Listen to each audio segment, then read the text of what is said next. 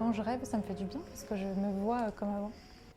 Je rêve que je me lave les mains, je me fais ma cuisine toute seule. C'est trop bizarre.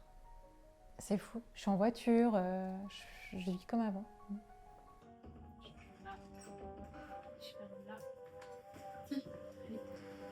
Pardon.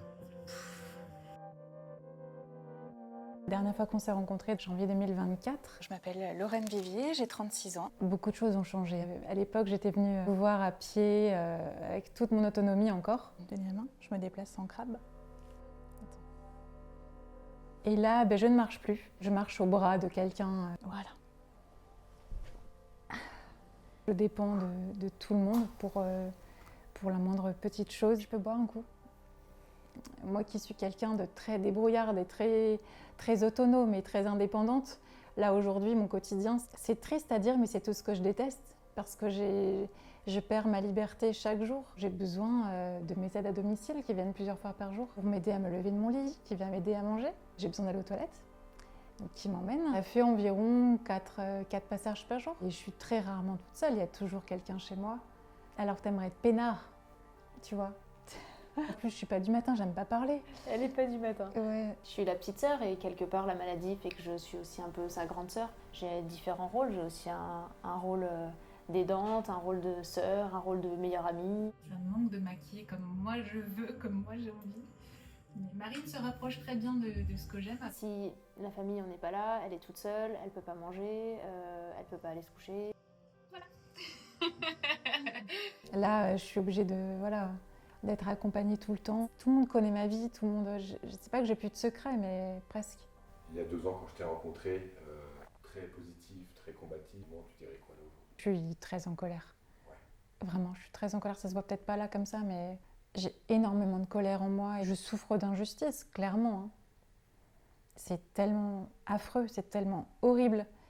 La vie est tellement complexe aujourd'hui. C'est pas la vie que j'ai eue en tout cas, et c'est pas la vie que j'aurais voulu, quoi. Forcément. J'ai du mal à regarder dans les yeux mon fauteuil roulant, ça c'est clair. Je suis plus à la hauteur des gens, je suis à la hauteur des fesses aujourd'hui, c'est horrible. C'est horrible. J'aime pas qu'ils me regardent comme ça. Je sais pas comment expliquer. Je trouve que c'est très réducteur. Qu'est-ce qui m'épuise le plus? C'est même pas ma maladie. Vous savez ce que c'est? C'est l'administration française. Pour chaque dossier, je dois remplir des tonnes de papiers. Je ne peux plus écrire à l'ordinateur, je ne peux plus écrire à la main. Je suis obligée de dicter. C'est usant pour moi.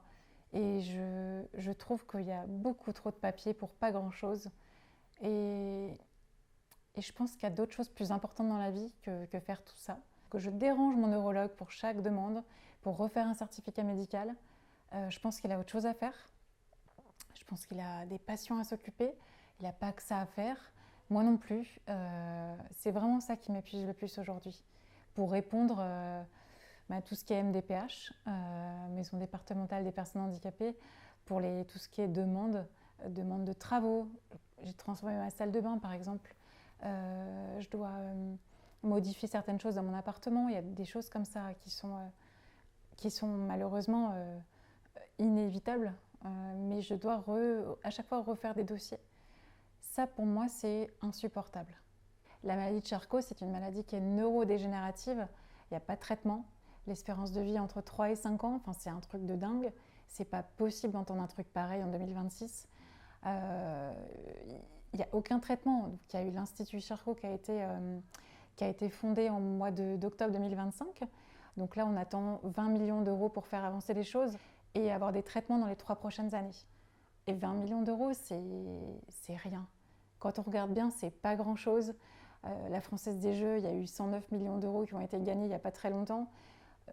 Je fais un appel aux dons. Si chaque personne en France, on est 65 millions d'habitants, donne 1 euro, on est sauvé. On est sauvé, on peut soigner la maladie de Charcot. On peut en parler au passé. Pour moi, c'est le plus important, quoi. J'ai la rage, ça m'agace d'entendre des conneries pareilles. Ça m'énerve, quoi. C'est pas possible, on ne peut pas rester à attendre, on ne va pas crever là comme ça.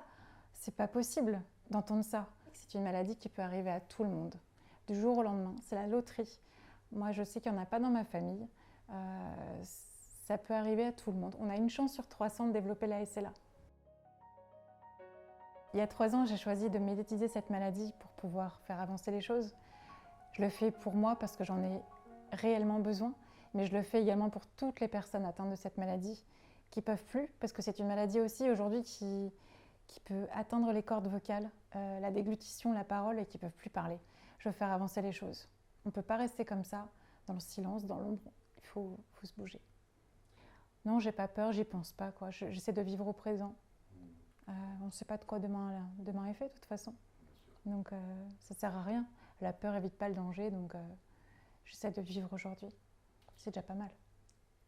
Et un traitement peut arriver avec une belle collecte de fonds. Un jour, le neurologue peut nous appeler et nous dire j'ai un traitement. On y croit. On y croit. Je reste positive. Hein, sinon je me serais déjà jetée du 4e étage, à mon avis, mais je suis sûre qu'il y a quelque chose qui va arriver. Aujourd'hui, je trouve refuge dans mes projets. C'est vraiment ça qui me porte. Pour moi, c'est très important. La tête marche très bien, donc elle fait avancer le corps, c'est ce que je dis. Mais oui, j'ai des projets de voyage pour cette année, ça va me faire du bien. Penser à autre chose et puis m'évader un peu, penser à autre chose que la maladie. Et puis d'autres projets que, tant qu'ils ne sont pas ficelés, j'ai du mal à en parler, je suis assez superstitieuse. Je suis jamais à court de projets, à court d'idées, donc ça c'est cool. Un café avec des copines me fait beaucoup de bien. Voir ma famille, voir mes neveux, ça me fait beaucoup de bien. Être avec ma sœur, mais on est hyper souvent ensemble, donc du coup, voilà. Tout le temps, en fait, tous les jours. On est toujours ensemble. Un week-end en amoureux me fait beaucoup de bien. Un massage. Je remercie mes copines aussi qui me prennent volontiers dans leurs instituts, enfin qui s'occupent de moi dans leurs instituts et qui prennent soin de moi. Je les remercie parce que ça me fait du bien.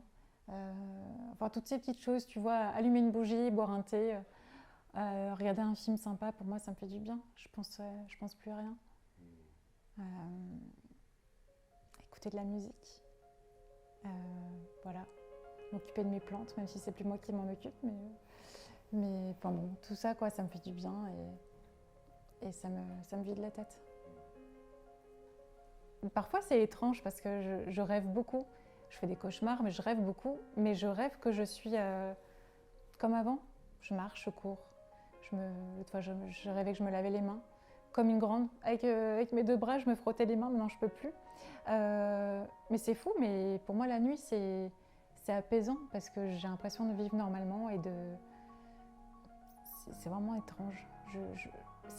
La nuit, pour moi, ça me repose. Je pense plus à rien. Et quand je rêve, ça me fait du bien. On y resterait bien du coup, mais ça va.